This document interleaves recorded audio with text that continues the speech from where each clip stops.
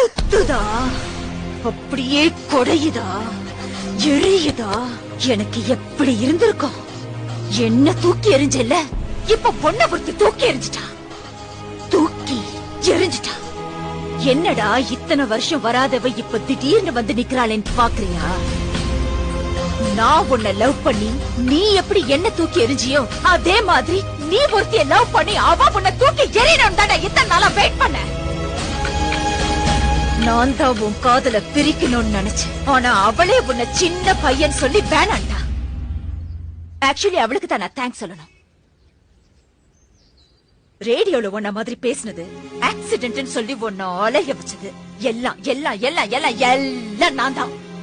அந்த ஆண்டவனா பார்த்து எனக்கு ஒரு பொண்ணை கொடுப்பான், அவளோட நான் சந்தோஷமா இருப்பேன்னு பெரிய ரஜினி மாதிரி எல்லாம் பேசின. இப்ப என்ன ஆச்சு? வச்சான் லாப்பு.